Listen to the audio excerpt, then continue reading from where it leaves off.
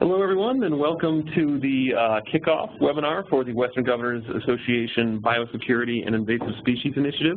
This is Bill Whitacre. I'm a policy advisor with WGA and lead on the initiative. I'm just going to give a very brief overview of how the webinar is going to work, so thank you for joining us.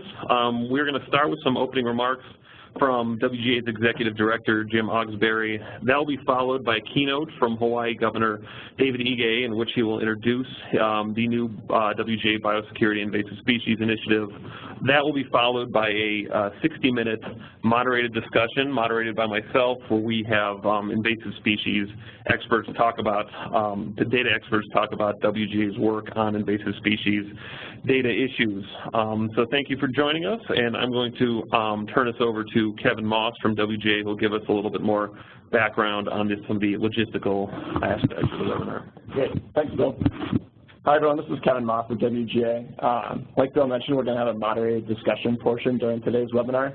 And during that portion, towards the end, we're going to have a Q&A with the audience. So if at any point during the webinar you have a question that you'd like the panelists to answer, you can send them to me. So you can do that using the chat box function. So just direct your questions directly to Kevin Moss, and I'll file through the best ones, and then Bill will use them in the Q&A. Thank you.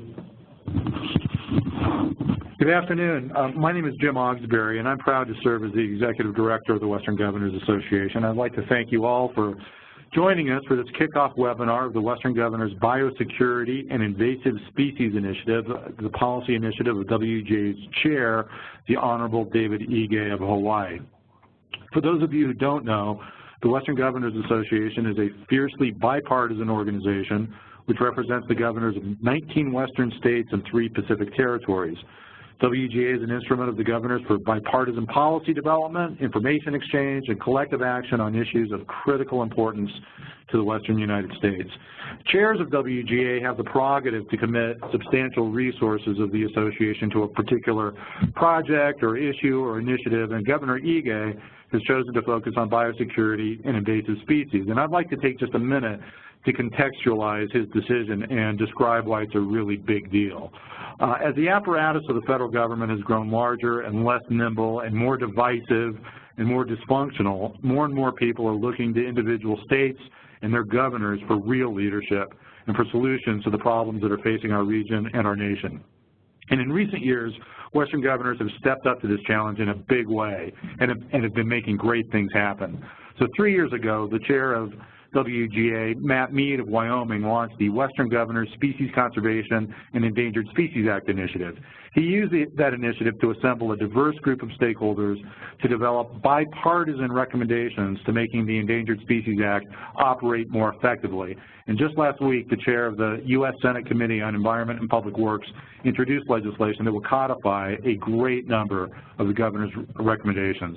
Likewise, the Western Governors National Forest and Rangeland Management Initiative, the project of former WGA Chair Steve Bullock, the governor of Montana, produced a raft of specific administrative and statutory recommendations to improve the management of our public lands.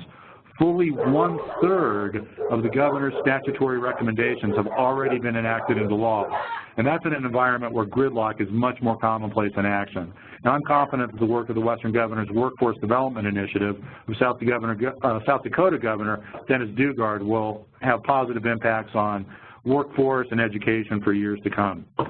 So in announcing the launch of the Biosecurity and Invasive Species Initiative, Governor Ige is creating rich opportunities to make a real difference in this space.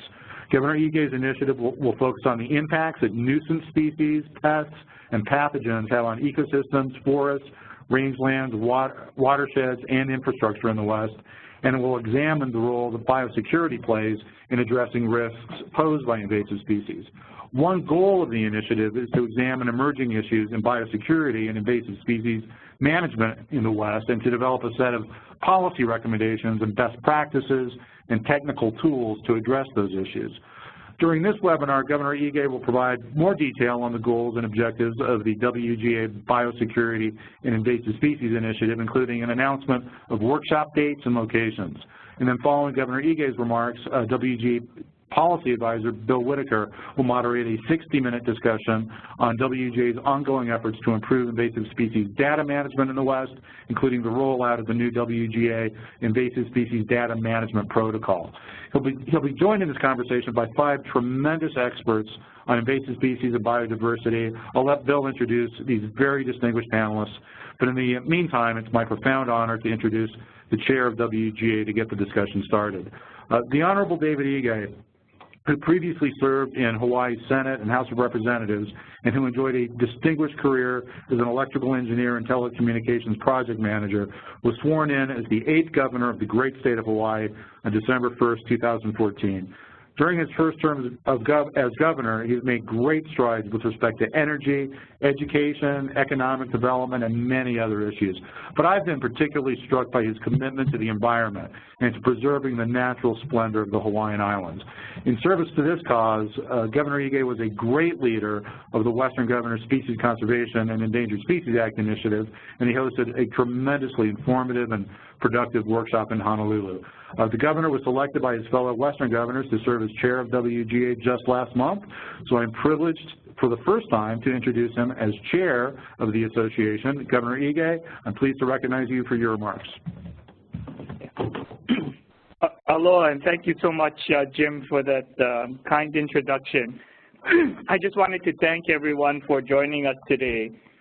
The spread of invasive species continues to be one of the biggest environmental challenges facing the Western governors, as well as the entire country. Every year, invasive species cause substantial damage to economies and ecosystems, and their impacts are significant. The Nature Conservancy estimates $120 billion to manage every year, affects an area of more than 100 million acres, the size of California, contributed to the decline of 42% of our threatened and endangered species. The Western Governors Association has been a leader on invasive species issues by taking action through WGA's Invasive Species Data Management Project, which you'll hear about later in this webinar, WGA's engagement with Congress and presidential administrations on issues related to biocontrols, seed and restoration policy, and federal laws, engagement of the Department of Interior on invasive mussel containment, including the development of the department's Safeguarding the West report, and WGA's Top 50 Invasive Species in the West list, which put together surveys from all the Western states and was published in March of this year. Each state has their own unique set of challenges when it comes to invasive species, but I believe that through collaboration and the sharing of best practices, we can all find common ground to overcome these obstacles together. Here in Hawaii, our natural environment provides the foundation of our livelihood, yet our natural resources are constantly under threat. Hawaii has the unique challenge of being completely isolated from the borders of other states, surrounded by hundreds of miles of ocean, and is home to an environment found nowhere else in the world. This has truly made Hawaii the testing ground for invasive species management, as we see the impacts of our actions very close to home. While our state comprises less than 3% of the land area of the U.S., we are home to 28% of all threatened and endangered species in the nation, and 78% of all U.S. species extinctions have occurred here in Hawaii. Invasives are a major driver of the species loss. Similarly, a fungal disease known as rapid ohia death has killed thousands of ohia trees, often within a few days, and threatens the native ohia tree, which is the backbone of our watershed system. To address these issues, we've developed the Hawaii Interagency Biosecurity Plan to establish a path forward toward a more secure future where Hawaii is better protected from new invasive species threats and to better mitigate our current threats. This plan was developed by our State Department of Agriculture with state, federal, and county agencies, as well as industry and community stakeholders as a collaborative approach to cross-sector problems. As chair of the Western Governors Association, I chose Biosecurity and Invasive Species as my initiative to bring this same collaborative approach to Western-wide scale. This initiative will focus on the impacts that nuisance species, pests, and pathogens have on ecosystems, forests, rangelands, watersheds, and infrastructure in the West, and examine the role that biosecurity plays in addressing these risks. We will accomplish these goals through a series of webinars and workshops throughout the Western region. The workshops will provide a forum to examine biosecurity and invasive species issues, assess developing threats, survey best practice, and investigate emerging technologies that will help protect Western lands and economies from the spread of non-native species. I am pleased to announce the dates and locations of the WGA-hosted workshops for the Biosecurity and Invasive Species Initiative. They are in Lake Tahoe, Nevada, September 17th through the 18th, 2018. The topic, Prevention, Control, and Management of Established Species. In Cheyenne, Wyoming, October 11th and 12th. Topic is Restoration. In Helena, Montana, November 14th, Early Detection and Rapid Response. And then here in Hawaii at the Kona Coast, December 9th and 10th, Biosecurity and Agriculture. The workshops will be followed by a series of targeted webinars in 2019. These webinars will provide the opportunity to provide an in-depth examination of issues emerging from the initiative workshops. Information on webinar dates and topics will be announced on the WGA website throughout the initiative. The outcome of the initiative's workshops and webinars, along with best practices, case studies, and policy recommendations, will be published in the initiative report at WGA's 2019 annual meeting. This report will be used to guide WGA's future policies and work related to invasive species. I'd like to thank the WGA staff, Hawaii staff, especially the Invasive Species Council and the Department of Agriculture for all your work in getting the initiative off the ground. Finally, I'd like to thank all of you for your involvement and interest and help in guiding our policies forward. I wish you a productive and fruitful conversation today. Aloha and mahalo. Thank you, Governor Ige, and thank you for your leadership on this issue and the opportunity to work on this. I think it'll be it's a very exciting opportunity. I think it's going to be a great initiative. So thank you for that keynote. And now for the remainder of this webinar, we are going to discuss WGA's work on invasive species data management issues. And I'll start off by giving some background on how WGA works on invasive species and how that has led us to work on invasive species data management, and then also how that's going to get integrated into the work for the Biosecurity and Invasive Species Initiative. So WGA has a long history of working with invasive species issues and being a leader on that issue. We have historically engaged with Congress and federal agencies on a host of invasive species issues ranging from forest and range management to biocontrols to seed management and post-fire restoration. And then lately, particularly on invasive mussels issues, we have been engaging with Congress on increasing measures to control the spread of invasive mussels in the West, and states, WGA, and the Department of Interior have worked together collaboratively to produce the Safeguarding the West report from DOI. And our work at WGA is guided by policy resolutions. And in 2016, the Western Governors adopted a new invasive species management policy resolution. And among the new updates in that resolution was a directive from Western Governors to WGA to work with regional stakeholders to develop strategies and tools to improve the storage and exchange of invasive species data in the West.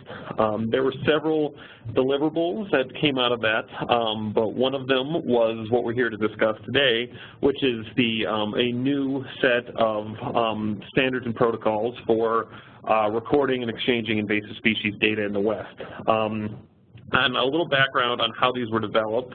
WGA, since we started our what we call our invasive species data management project, we've been working in close conjunction with a group of 30 invasive species experts that make up the Western Governors Association Invasive Species Advisory Group. And over the course of about a year, we scoped out ways where the Western Governors can work collectively to add value to invasive species data management in the West. And we came up with 3 deliverables, one of them being these new protocols.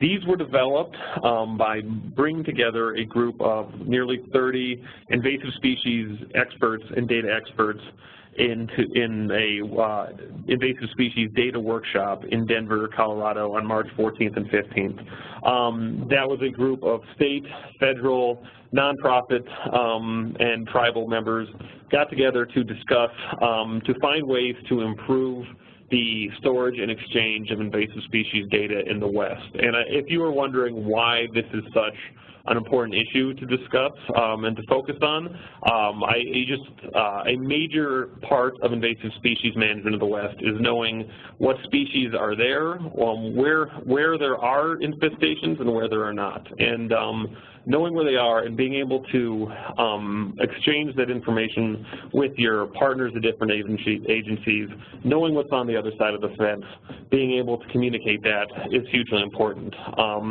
A rising tide raises all boats when it comes to invasive species data management, and so the more invasive species data that is out there, the better decisions that can get made by managers, and the more efficient those invasive species management actions can be in a world of limited resources to take those actions.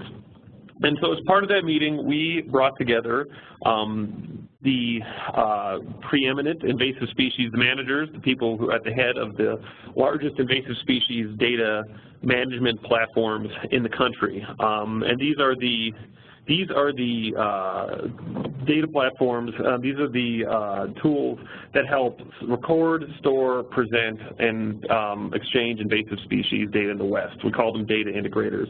And they were at our workshop, and they helped us come up with the new recommendations, and they're our panelists today. And I'm pleased to introduce them. They are Chuck Bargeron he is the Associate Director for Invasive Species and Information Technology for the Center for Invasive Species and Ecosystem Health at the University of Georgia. Also, Pam Fuller, the Program Leader for the Nonindigenous Aquatic Species Database for the U.S. Geological Survey. Guala, the Director of the Biodiversity Information Serving Our Nation, aka BISON for USGS. Laurie Scott, the Interim President and CEO, as well as the Chief Information Officer for NatureServe. And we're also joined by Jamie Reiser, the Executive Director for the National Invasive Species Council. Jamie does not run a data integrator, but Jamie, NISC, the National Invasive Species Council, has been working very hard on improving invasive species data management as well. They produced a document which Jamie will be discussing, which WGA is sort of foundational to a lot of the work that WGA did on our document. So I encourage everybody at the end of this to go to the WGA website, where you'll be able to look at this document, the workshop, or the report that came out of the workshop, If you're an invasive species data manager, this is going to be, I hope, very important to what you do going forward, or just an invasive species manager in general. If you're not, if you just have more of an intellectual interest in invasive species data issues, I also encourage you to go on there as well and take a look at it and just raise your awareness on this issue. I will now turn the conversation to our hosts. As I mentioned, these are our panelists today are the folks who run the major invasive species data integration platforms in the country. And they're going to be here today to tell us, to have a moderated discussion of why invasive species data management is so important, how their invasive species data integration platforms work, and then what their relative strengths are and how they're going to work together between the 4 different platforms, and also how they plan to implement WGA's new, the findings and recommendations coming out of the workshop report. And we will launch into that shortly with a quick comparison of the differences between the programs, but I just also want to remind the audience, everyone who's joining in, we're going to have a moderated discussion where we discuss some questions that we've worked out with the panelists in advance, but we also would like to turn everyone's attention to the chat function. If you have any questions for any of the panelists we have today, please submit that to us, and we will look towards that towards the end during the Q&A section. So thank you all for joining, and I will turn us now to Stinger Guala from USGS BISON, who will give us an overview of what his program does, the importance of invasive species data management, and how they will implement the findings and recommendations coming out of the WGA meeting. So, Stinger, I will hand it over to you. Okay. Can you hear me? Loud and clear. Great. So BISON, bison.usgs.gov, is the overall integrator for 381 million locations of all species, not just invasives in the U.S.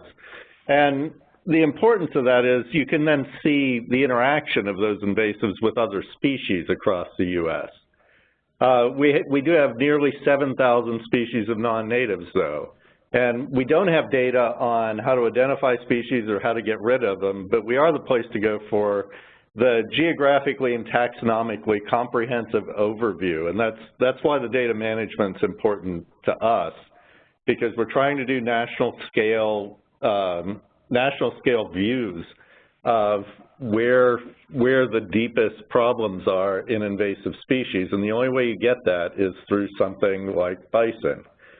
We get data from the other integrators, but sometimes there's a time lag that can be several months, and of course we wouldn't exist without the other data integrators, so because they're our suppliers, but we are the big picture, and the guidelines that were developed by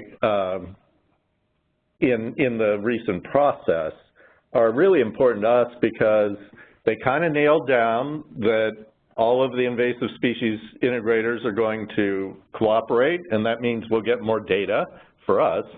They nailed down there's an issue in taxonomy that sometimes things are called different things, so we have a way to fix that, and that's leveraging the Integrated Taxonomic Information System, ITIS, which I also oversee. And there's a general just set of, play well together guidelines that we all need to be following in the same way. So I think this is a big advancement for all of us, and I'm grateful to be a part of it. All right, thank you, Stinger. And with that, I will turn this over to Chuck Bargeron from EdMaps to give some background on how EdMaps fits into this picture. So, Chuck. Yeah, thanks, Bill. So EdMaps was developed to kind of serve 2 purposes. One was aggregation and integration of data sets, and the other was to have a platform for early detection and rapid response. And we've accomplished this through a very easy-to-use, public-friendly website and through regional smartphone apps that allow users to, in the field, view information about these invasive species and report them. And because of EDMAPS being located with the Center for Invasive Species and Ecosystem Health at the University of Georgia, it's also integrated into the Bugwood and invasive.org identification and management resources. EDMAPS was launched in 2005, and where the scope of the data is smaller because it's focused just on invasive species than bison, having that user-facing interface has allowed us to collect over 185,000 individual reports to add to the 4 million reports that we've aggregated from different systems. Because we've done this aggregation through the years, the fact that now we have something that we can point to when we're working with our state partners, when we're working with county partners, when we're working with federal partners, and say, hey, refer to this document, and this is how data should be done. And by doing that, it will allow for the integration into EDMAPS as well as into these other systems to go a lot smoother and a lot faster, and take some of the frustration that the end users have had over the past few years in terms of being able to access that data. Well, thank you, Chuck.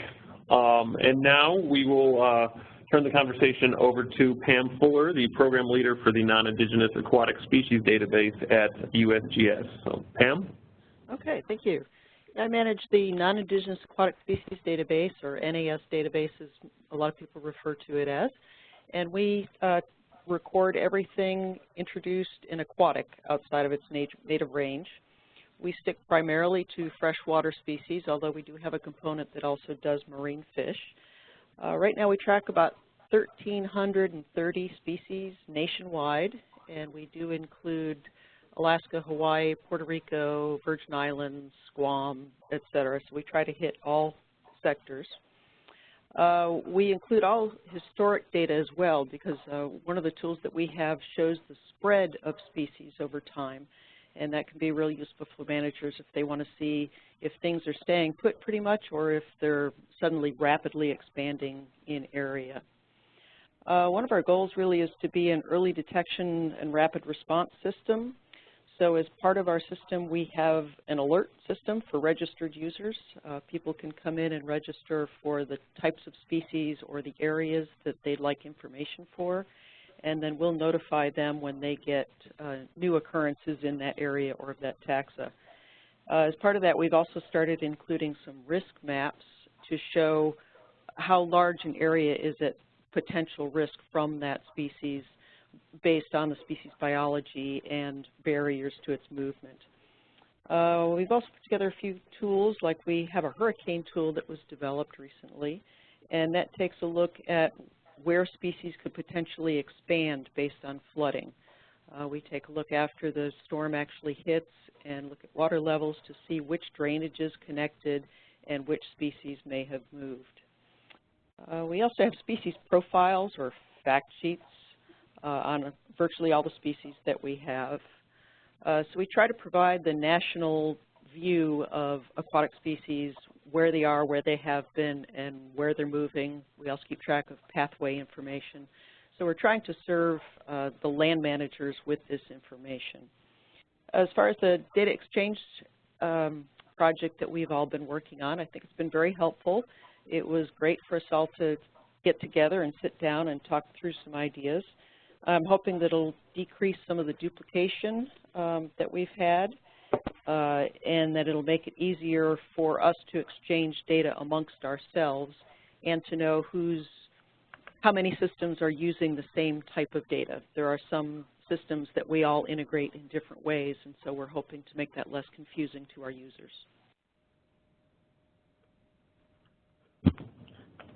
All right, well, thank you, Pam. And then next, I will turn over to Laurie Scott, the Interim President and CEO and Chief Information Officer for NatureServe, and NatureServe, which runs IMAP Invasives. So, Laurie, I'll hand it off to you.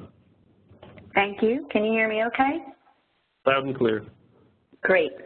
So thanks for the opportunity today. I want to tell you a little bit more about IMAP Invasives. The website where you can read more is at imapinvasives.org.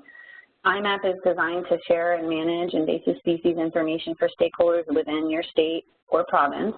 The information includes species maps, treatment efforts and effectiveness, and where invasive species were searched for but were not found.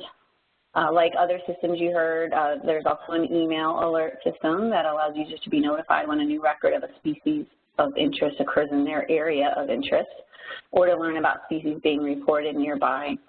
Since many regulatory and budgetary decisions about invasive species are made at the state level, IMAP Invasives lets each state or province customize their interface. They select their list of invasive species they're tracking. That includes plants or animals, terrestrial or aquatic, and also setting their data permission levels. We're growing the IMAP Invasives partnership. It's a collaborative partnership of participating states and provinces, and that's coordinated by NatureServe and the Network of Natural Heritage Programs, with the goal of combating the threat of invasive species. This is the same network that you've probably heard of that's coordinating comprehensive state databases on threatened and endangered species. So the current version of IMAP Invasives is in use in 11 states and 1 Canadian province, but in the spring of 2019, the new version will launch that will expand the ability to have coverage across the Americas. Recent investment in this new platform is leading to a range of improvements. These new features being launched next year include this All America's Map View that will support sharing and displaying data between IMAP Invasives and other systems, including those we're all talking about today on today's webinar. So we're very excited about the very timely opportunity that we see with this data sharing initiative. And so with those new advances at the state scale, that'll allow for new reports, new analysis tools, making it easier to bring IMAP data into other analysis systems or web map sharing tools. So we're really looking forward to working together with WGA and the states and all the other invasive species data management systems to advance data sharing and collaborating and ultimately achieve better outcomes for invasive species management. Thank you so much. And thank you, Laurie. And then finally, we will turn it over to Jamie Reiser, the Executive Director of the National Invasive Species Council. NISC has been doing their own work on invasive species data management. They came up with some guidelines, and I'll let Jamie give more guidance on that. But they are referenced in the WGA workshop report, so they're very important to what we accomplished there as well. So, Jamie, I'll hand it over to you. Great. Thank you, Bill. Really appreciate the opportunity to join the call today. At this point, you all have heard reference a couple of times to guidance, and I'm going to lead you to the actual document and then talk a little bit about it. So those of you who are at your computer can follow me along here, and if not, you can follow notes in terms of how to get there at a later point in time. So this document's on the National Invasive Species Council website. The address is www.invasivespecies.gov. When you get there, you're going to want to go to the About Us tab. At the bottom of the list that will come up, you're going to look for NISC products. And then you're going to follow that page down to a section called Selected Reports and Policy Guidance. This is a compilation of selected products from the Council over about the last 20 years. And you're going to go down to the third one. You'll notice as you go to the third one that there are a couple other recent documents related to information management that you might want to check out after the webinar. But this document, Enabling Decisions That Make a Difference, Guidance for Improving Access to an Analysis of Invasive Species Information, is the guidance document that has been referred to in the call. It is an output of the 2016-2018 NISC Management Plan. In that plan, the Council was asked to establish guidance for data management standards, formats, and protocols. Why is that important? Well, when we get the standards, formats, and protocols in sync, as is our intent across the information systems that you were just introduced to, as well as other complementary information systems, then we can start one, bringing data together into a compilation that allows us to look at the big picture, the full story. If you only have a subset of the story available to you, your interpretation of the story might be quite different than if you can bring all the relevant information together in one place and then use the best available decision support tools for mapping and various analytical analyses. There's also substantial cost efficiency in being able to bring these information systems together in a way that they can talk to each other and share information. It's notoriously challenging to keep the funding and programmatic priorities going for information systems that house biodiversity data, and the more of them we have out there, the more they're competing for a limited pool of resources. So being able to have a platform that can share information across systems ultimately means we're getting a far better return on investment in terms of actual cost savings, but actually, even more importantly, in terms of our ability to make a difference on the ground in preventing, eradicating, and controlling invasive species. Now, I want to draw your attention to one other document on this list. If you go about 10 down from the guidance document I just mentioned, you'll see a document called the Davis Declaration on Invasive Species. And the reason I want to draw your attention to this document in particular in the course of this conversation, the Davis Declaration was really the foundational document for the U.S., at least at the national level, for drawing attention to our need for invasive species information sharing for interoperability, as we call it. This grew out of the USGS and Global Invasive Species Program workshop in 2001, just months after the first executive order on invasive species was adopted. And it called for all the things that we are talking about today. But now, well over a decade later, almost 2 decades later, we're still in the conversation about intent, improving our capacities for information sharing and decision-making capacity. So I think it's important as we go through the conversation today and the steps after this call that we recognize that this isn't the first time we've been here. And we need to focus on what's the difference that's going to make the difference this time. Intent is a first step, but that intent must be aligned with consistent and sustained action to actually achieve the outcomes that have been set behind that intent. So that's my charge to all of us on the panel and hopefully to those listening in to the call today. Thanks, Bill. And thank you, Jamie. No, we appreciate that. And then also, just as a reminder, we also are joined today by Lyndsey Wise. She's the lead on the IMAP invasive systems, and she's the coordinator of that for the state of Oregon. So thank you, Jamie, for that, and then thank you, Lyndsey, for joining us as well. She'll be available as a panelist. And so now we're going to turn to the moderated discussion section of our webinar. So the first question that we'll start off with is that this is something we've been scoping invasive species data projects for over 2 years now at WGA, and one thing I can pretty much say that everyone I've talked to, by and large, agrees that more availability, more availability of invasive species data, and more participation in the existing invasive species data systems, these integrators, is better for everybody. The more information that's out there, the more information that's available, the better off everybody is, the more efficient everybody can be.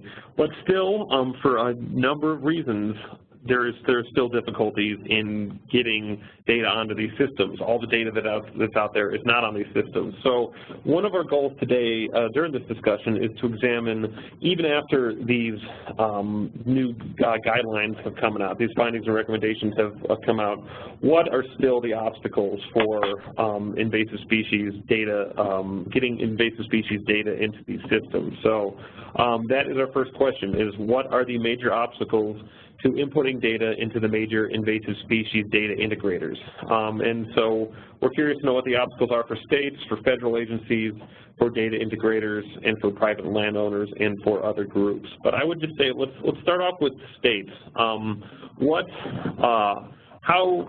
do states struggle? What inefficiencies could need to be removed, need to be identified for states to better participate in the existing systems? So I will turn that over to the group.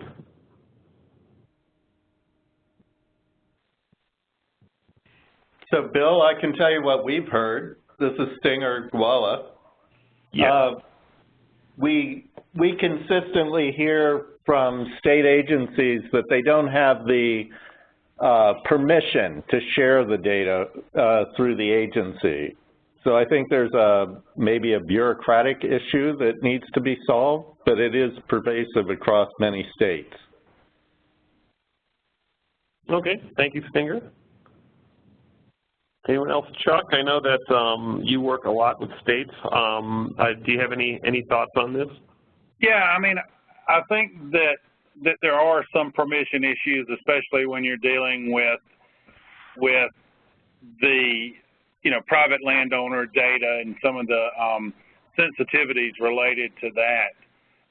But some of the states have been very open to sharing their data, especially when it comes to terrestrial weeds, terrestrial invasive plants, and really looking across the landscape and seeing, okay, well this weed is becoming a problem and spreading in Idaho. Where do we need to start looking for it in Utah as it moves?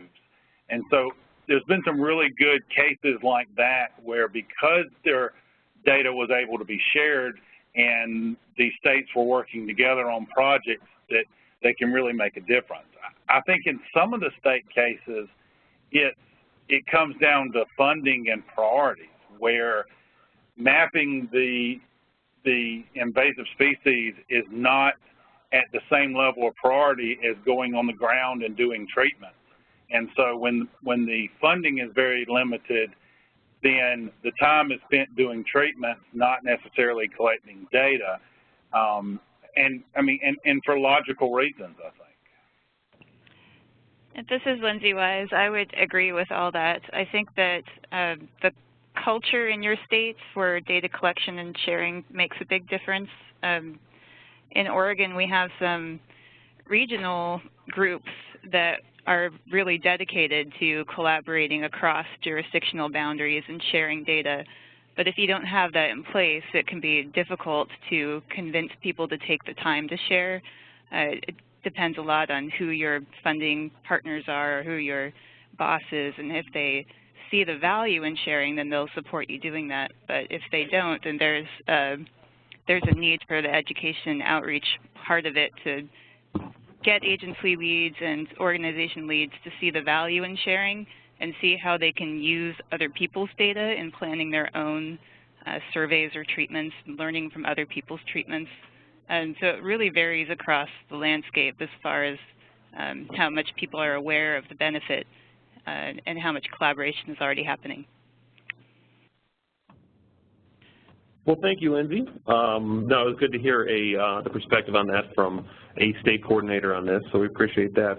And then how about, to contrast that, how about federal agencies? What unique obstacles? I know it's something that comes up over and over again, as capacity is the sort of the major obstacle in so many things in invasive species issues. Is that the same with federal agencies? So what are the unique federal challenges coming to mobilizing this data?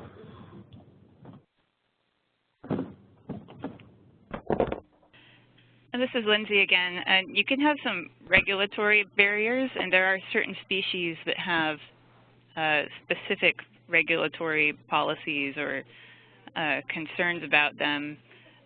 For example, the Asian longhorn beetle, or newer things like spotted lanternfly, where there's a real regulatory emphasis on that. And so certain of those species, those agencies don't want us to be sharing that information.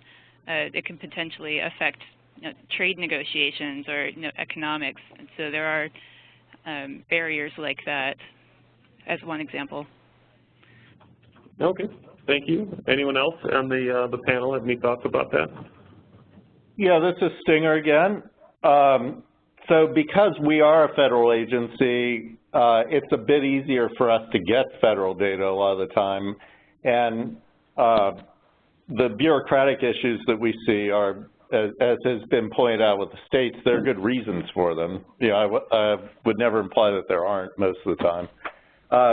But I have to say within the federal realm, the issue that comes up most of the time is that resources issue that Chuck brought up, that, you know, there just aren't resources to share data a lot of the time. And then there's also, again, in the bureaucratic realm, there's a liability associated with those data. And that's, you know, if you have no incentive, as Lyndsey was talking about, if you have no incentive, then there's no reason to share the data because, you know, you're only taking a chance. And so what we need to do is reverse that incentive structure. Yeah, and this is Pam. The states, I think we've had less of an issue with. It's more getting the outreach to remind them that we're here and sitting down talking with them and to actually get the data out of them. They're usually very willing to do that. So the issue there is not technology, whereas I would say with a lot of the federal databases, the issue is technology, because many of those are built behind firewalls, and with the increasing computer security rules that we have to follow, it's harder to get to that information, and a lot of that is not public-facing information on websites. All right, thank you, Pam. Bill, this is Jamie. I think one other element to bring into discussion is less about data sharing and more about broadly mobilizing non-native species data. It's only relatively recently that there has been a focused effort in collecting non-native species data and bringing it into these information systems and actually having information systems developed that focus on non-native species data.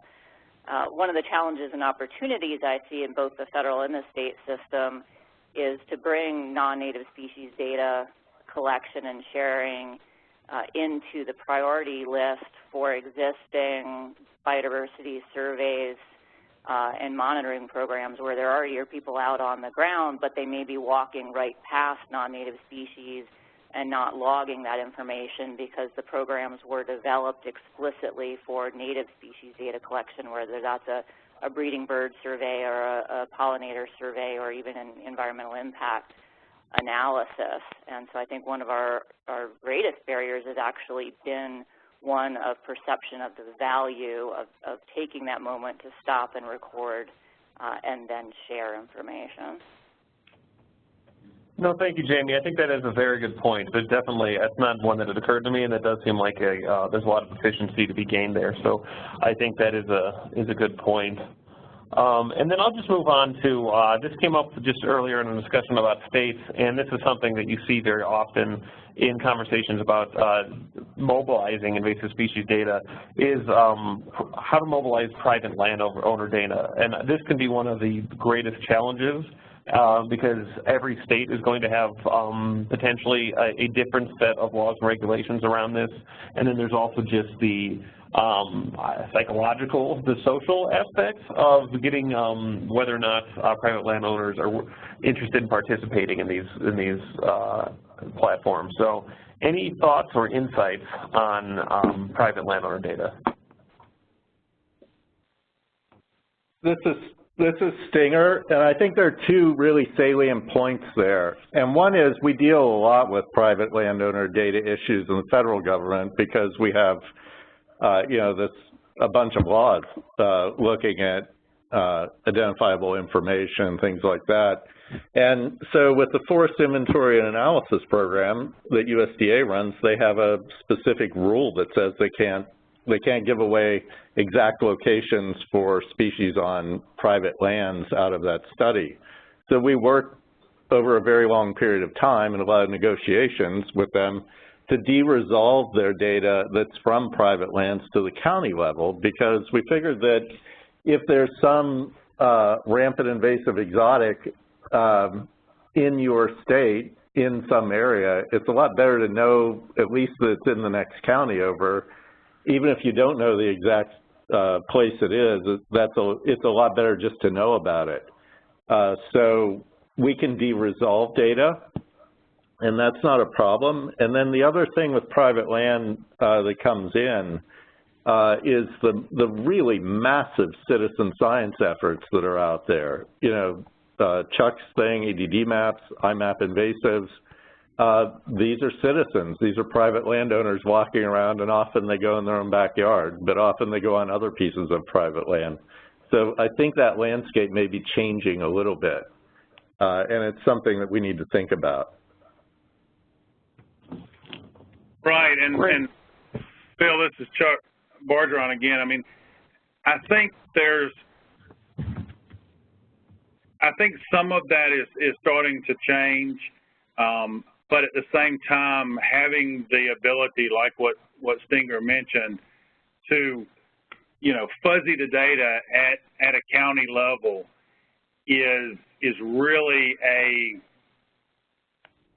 powerful tool with that data, because, you know, if there's a regulatory issue with the data, then the regulatory agency can go and find that information and pull that information out, but the lat long on somebody's property is not publicly available for everyone to see.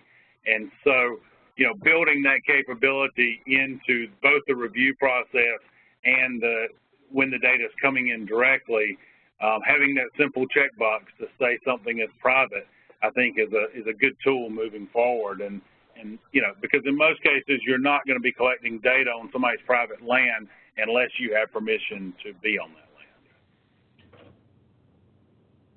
No, that's an excellent point. Thank you, Chuck. Any other thoughts on that before we move on?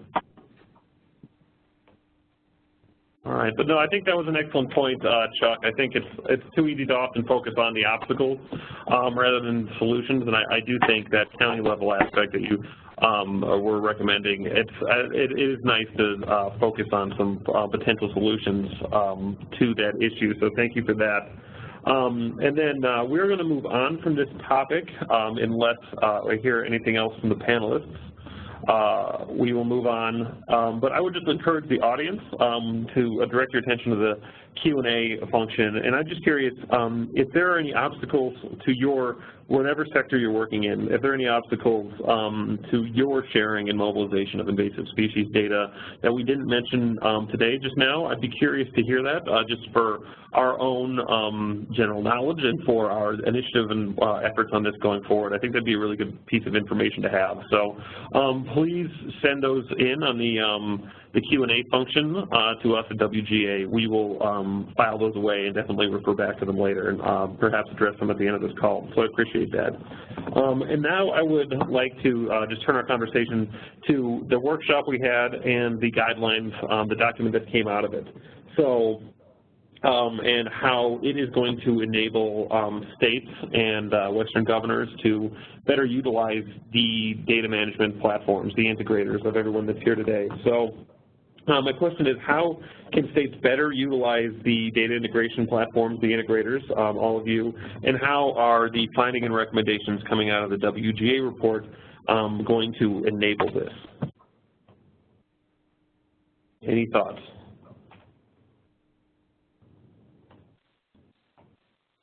This is Lyndsey Wise. It will definitely make us easier to integrate data when we're all using the same types of data. Anybody who has worked in data management and databases, you know there's always a big, whenever you're comparing two different systems, it takes a lot of time to figure out what somebody is calling this, what it means in your system, and how to crosswalk things back and forth. And by having a standardized set of protocols that we all agree on, it takes that part away of it. And so it makes it much easier to move data into and out of different systems back and forth. In Oregon, the majority of our data is coming from existing external systems that we bulk upload, and so it will dramatically decrease the amount of time it takes us to consume that information when everybody is collecting the same information in the same way. Well, thank you, Lyndsey. And in a similar vein, I would just ask if anyone on the call, the panelists have sort of recommendations on how land managers, state land managers, or any land manager, county conservation districts, you know, could utilize these better and integrate them into their job. I'd be curious to hear that as well, if there's any thoughts on that. Yeah, Bill, this is Chuck Bargeron again. I mean, I think that what has been spelled out in terms of standardizing how data being exchanged can go down to the local level, because there are cases where, you know, a local organization will have, you know, an ArcGIS data collection tool, and if they incorporate things like the IDIS taxonomic serial numbers into the data dictionary that runs their local database, then as that data gets shared up to the state level and gets shared up to the national level, then there's an added, you know, it makes the whole process smoother as the data moves up. And that's, you know, why, you know, including in this those standards and as we continue to work with NASMA to update their mapping standards, then there's going to be that information tool that is out there for everyone to use on how data should be collected and then how data can be shared from there. Yeah, this is Pam. I'd like to tag on to what Chuck said. I absolutely agree. If everyone goes out and uses these standards in their data collection, it certainly will be far easier for the integrators to consume that and to share it. But I also want to let folks know that they shouldn't be intimidated by these standards and worry about going out and looking up IDIS numbers or whatever other things that they wouldn't normally do, because we can also do a lot of that on our end. So do as much of it as you can to make it easier, but don't be overwhelmed by it. Yeah, this is Stinger. I'd like to comment on that as well. I think part of the great thing about this activity is that we're getting some exposure that we don't always have the resources to get. And that means that we need feedback from you all in the states to know what you need. I mean, you can draw a polygon around your park in BISON and get a Excel spreadsheet for, you know, any place in the country of what's there, what we know about. But people don't use that very much because I think they don't know that it's there. And if there are other things that you need, this is a great forum for us to say, just tell us, you know, email us. And I think the other piece of it is there are a lot of applications on the internet where you can upload species data. And we're playing in a big group of data here where we're all sharing data, and we share it internationally through the GBIF system as well. You know, we're all in that. And if you're not in that, if you're uploading your data to a system that doesn't go to that, then it's not really going to go anywhere. It's not going to be that useful to everyone else.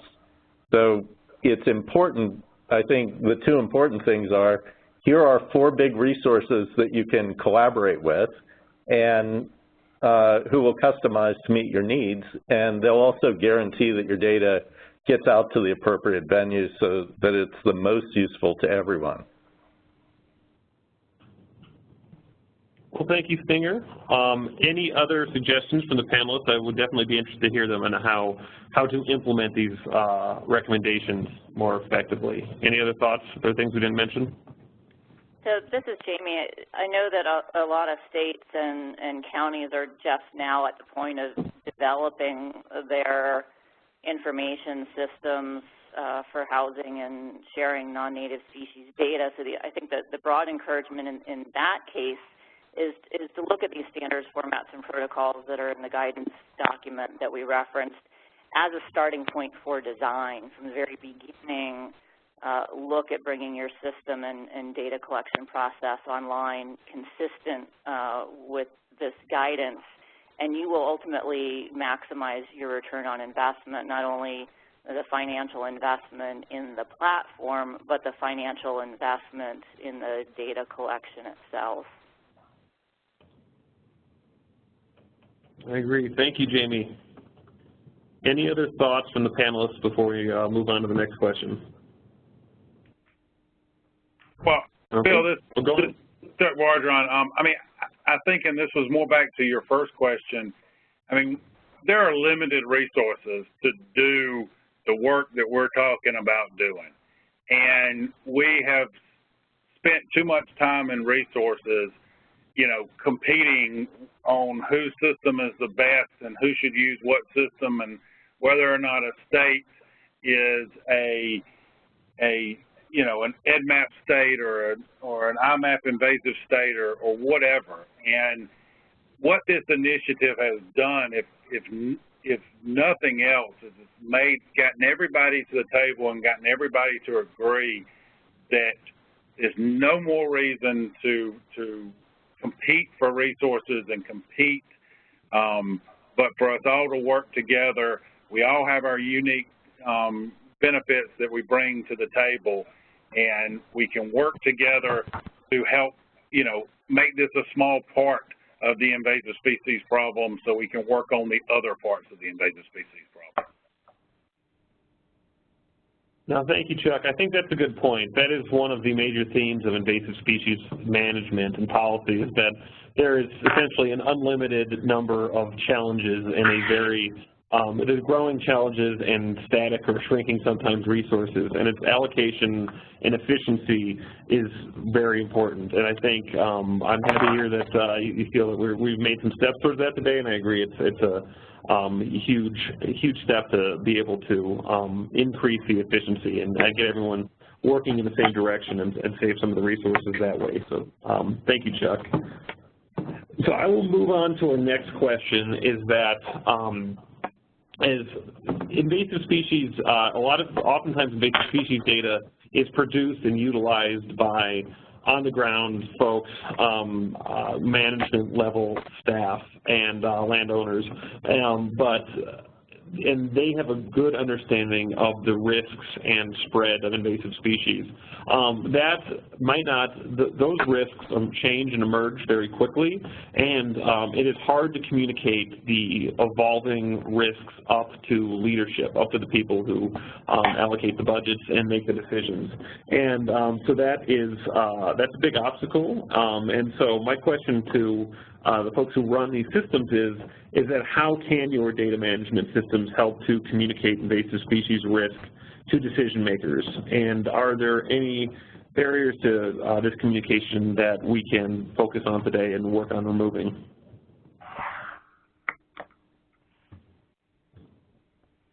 Anyone want to jump in? Sure, this is Laurie Scott. Can you hear me? Yes, I can. Thank you, Laurie.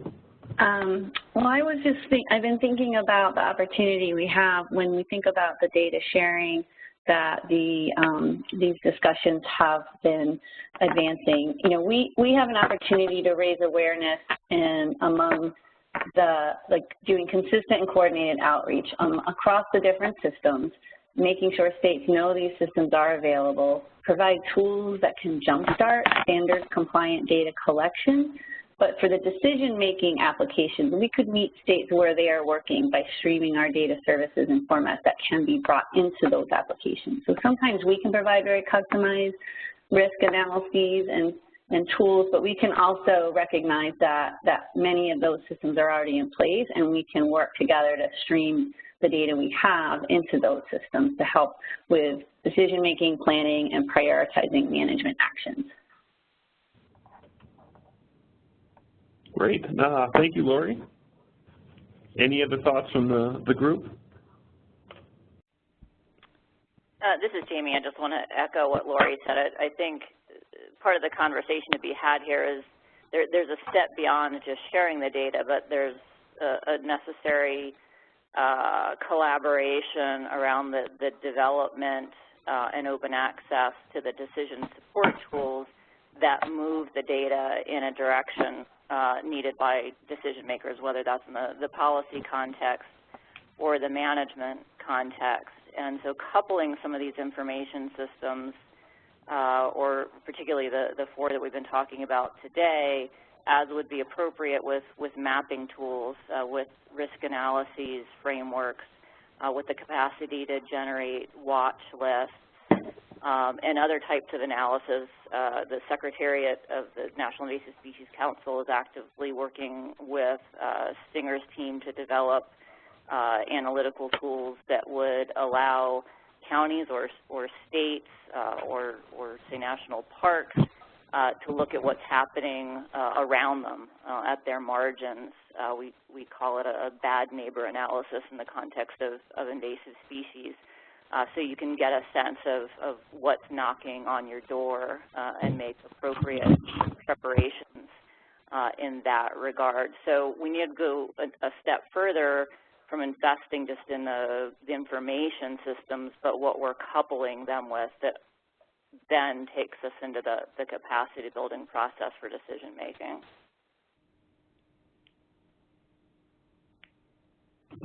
Thank you, Jamie. No, I think that is an excellent point, and that's a huge part of why we're doing all of this, is to get that the very serious risk that these pose, get that information up to management leadership and then back down. That's a huge key component to all of this. So thanks for your thoughts on that.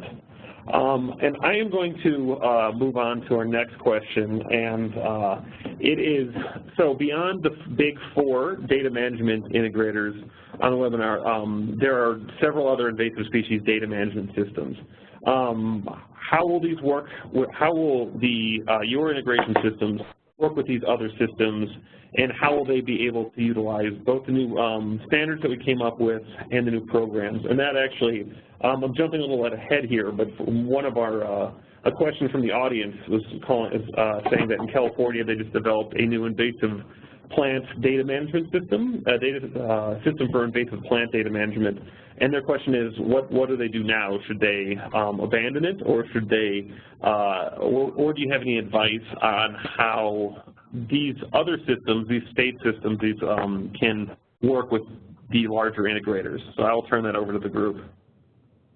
Yeah, Bill, this is Chuck Bargeron. I mean, I think the answer is absolutely. If a group is spend a lot of resources building a system, they absolutely should not abandon it. You know, because, you know, and I'm not sure exactly what system in California that he was referring to, but you know, there's systems like CalFlora that CalIPSY's been working with for years, and you know, that database is, the way it was built, is focused on California. It serves the need in California, and you know, we're working with them to integrate that data into EDMAPS. And so, you know, all invasive species management is local. I mean, that's the thing that we all know. And so the trick is to make sure that when you start telling the story about these problems, that data is available at a larger level in order to, you know, paint an accurate picture of what the problem is and what the next problem may be for your local area. Thank you, Chuck. Any other thoughts? This is Stinger. I think there are a couple other issues around it. Chuck makes a really good point. Yeah, don't abandon your system. But what I think you do want to do is make your system play well with others.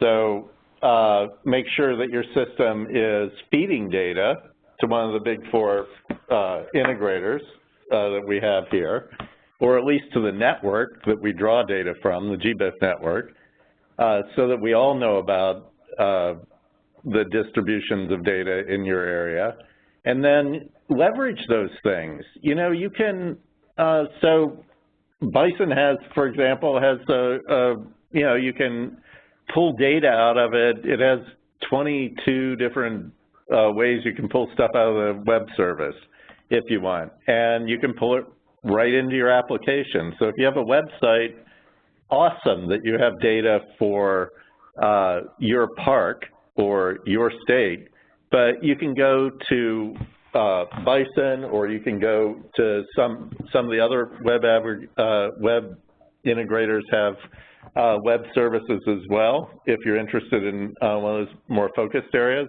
you can go to their web services, pull the data directly from them, and then you don't have to carry the cost of integrating those data from around your area that, you know, you may not have the biggest reason to put resources toward. So leverage it both ways. Become a team player within the system, providing data, and then use the data out of these systems.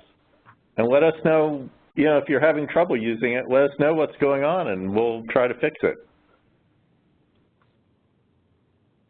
Great, thank you, Stinger. Any other thoughts from the panelists before we move on to some other questions from the audience? Just one quick note. This is Laurie. I was going to say some of what was already mentioned by Stinger, but just to add on one other note, if we can, the integrators can ingest data from other systems, we can stream data in, and if we do actually bring data in from one of an external system into one of these integration tools, we do have a mechanism for noting, we have standards for noting a unique identification key, so we don't duplicate and replicate that same record across multiple integration hubs. So I just thought that was a point worth noting, that we're thinking about standards not only for moving data back and forth, in a way that doesn't end up ballooning on itself. Great, thank you, Laurie.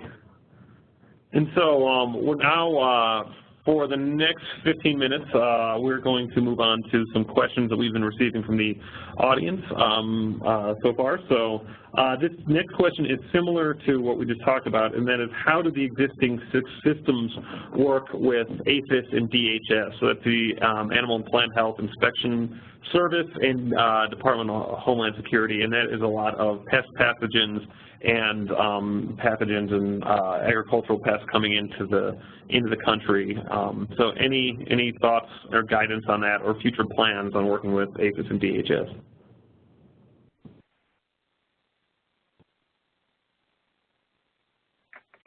So Bill, this is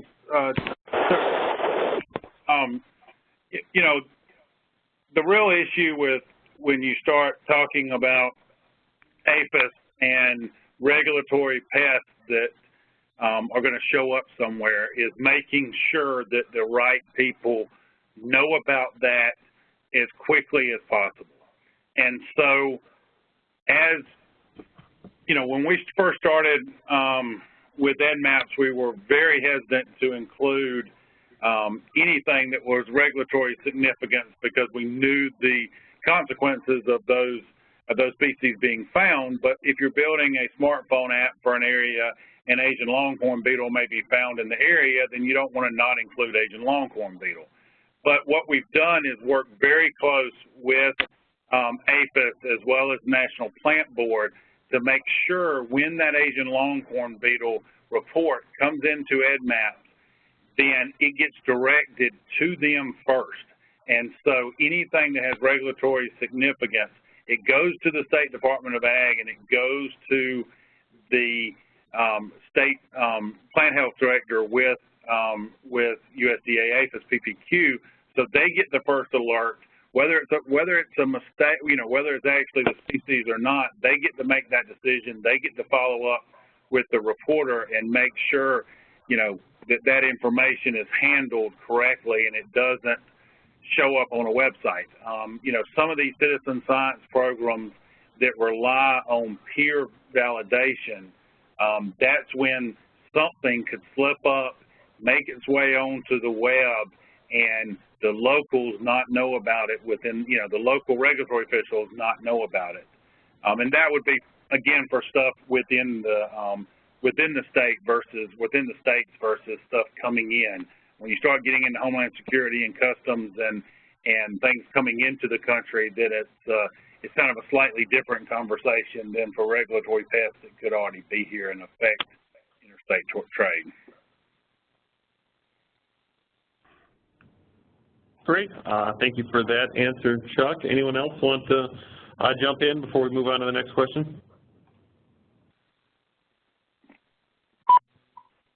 Okay, hearing none, I'll move on to the next question, and this has to do with in invasive species data management. It's really important to know where a species is when a species is present, but it's also extremely important to know when a species is not present at a location. So this question came in, and it goes, adding to what Jamie said about monitoring a setup for native species which miss non-natives, are there any thoughts on the inclusion of a negative occurrence data by these integrators? An invasive may have been since been seen in 2000 and control and eradication methods put in place, and the invasive is gone now, but the system may only contain occurrences.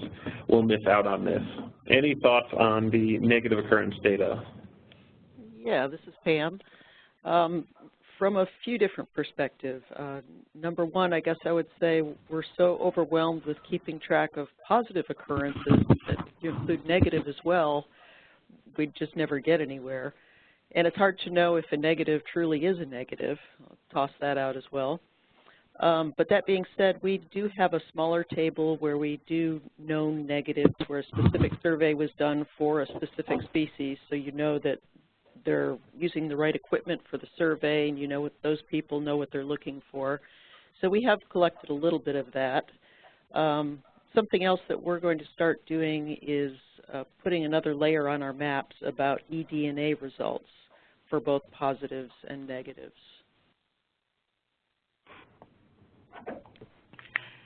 Great, thank you, Pam. Any other thoughts? Sounds like someone was jumping in. Yeah, this is Lyndsey Wise. We do have the ability in IMAP Invasives for people to keep track of where they looked for species but didn't find them. And so we do have a set of polygon data where people can track the type of survey they did and the survey effort they put into, so you get a sense of, you know, did they really completely search this area and they're really confident that that isn't there. We also have some tools to look at that over time so that you can go back to a treated area, do a new survey, follow up, and say if that species is still present or not. And we're developing some tools that we're hoping to launch next year where you could look at the time between treatment and like how often it hasn't been found afterwards, so that you can actually get at, we presume this is eliminated versus it's right after treatment, so we're not seeing it right now. And so we do have some ability to do that. Yeah, I mean, Bill, this is Chuck Bargeron again. I think that a species is only negative for the time that the person was there looking for it. But where negative data can be useful is, and goes along with what Lyndsey said, documenting the effort of the volunteers that may be out there looking for something, and that's something I think that sometimes gets lost when we start having these data discussions, because people get hung up about not wanting too much data of common things. And, especially when you're talking about citizen scientists, I agree, we don't want to pay professionals necessarily to take a lot of data on species that are never going to be treated. But when we switch over to citizen science side of things, we want them to be contributing to the overall problem. And if they're out there and they're reporting the common stuff, then they're used to this reporting process, and when they see something that's unusual, they'll be more likely to report that unusual occurrence. And I think that's the power, whether it's for negative data or it is for reports of more common things. What we really hope at the end of the day is to get more eyes out there to help us with this problem. Yeah, this is Stinger. I'll point out that I think this is one of those cases where it's really important that you work directly with one of the more focused systems like IMAP or EDD maps, because, as Pam was alluding to, statistically, absence data is really not combinable across data sets. And so although we can support it in BISON, we don't, because it would just be too error-prone and problematic. So, this is a case where you have a highly specialized thing that you're looking for, which is, you know, did we treat it and actually get rid of it? And I think that's something where you need these highly specialized systems to track. And this is Pam again. I'll tack on to that. That's certainly much easier to document absence when you're talking about a terrestrial plant, especially a large one, than it is when you're talking about aquatic systems where you can't see and you can't sample effectively. Well, great. No, thank you, everybody. Those are some really good insights there. I will move on to our next question, which I feel is related to this, and it is that if the goal is to interface all the different systems, who will be oversight for the QA, QC, the quality control type of reviews? So what about training and requirements for inputting data, such as not causing a panic about a new weed without having a check first? This gets to the citizen science question often that we were just discussing. So any thoughts about the QA and QC on the data coming into these systems? Well, this is Stinger. I think there's a great variety of reliability within the data in all of the systems, and in any data set that you work on. You can have a responsibility chain. EDD Maps kind of has that.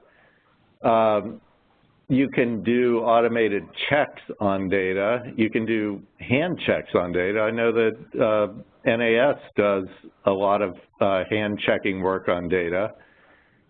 So it's kind of a mixed bag if you're going to cast it as a data quality issue. I think it's more important to have reporting chains like Chuck was talking about with APHIS that are reliable reporting chains, and then to realize that there is a variety of data reliability within any system that you look at on the web.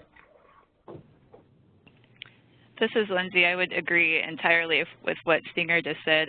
We all have our different QC, QA checks in the different systems, and it depends a lot on, you know, like individual capacity and, you know, processes and where your data is coming from. You know, if you're getting most of your data from a state agency, you can expect that they have more protocols in place than a local volunteering group, although they can also have excellent protocols as well. So it does vary a lot, but I think that all of our systems do have different steps that we take. And then we do tap into expert review as well from the regulating agencies or taxonomic experts or other interested parties that can help us to determine the quality and accuracy of our records. Great. Thank you, Lyndsey. Just to add to that, another benefit of bringing data into these integration systems is that you're much more likely, just based on probability statistics, to notice when you have an outlier, that something that's coming in, piece of information that doesn't sync with the norm of the storytelling to date, and then to call your attention to that information and do your quality control check.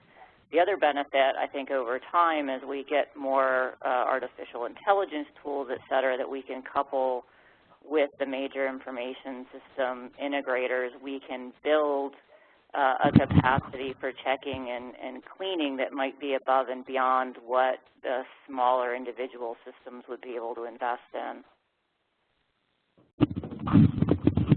Great, thank you, Jamie. I think we have time for one last quick question, and that is, do the panelists have any examples of success stories with databases in regards to early detection and rapid response? That is a key component of invasive species management and data as well. So any success stories you'd like to herald?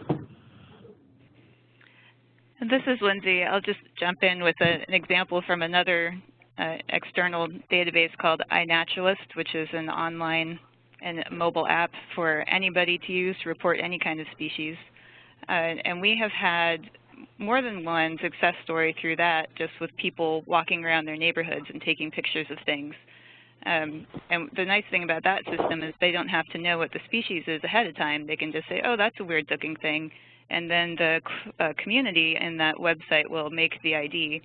And we've had at least 2 or 3 high-priority noxious weed reports come through that, which I then passed on to our state Department of Agriculture, who went out and treated that site.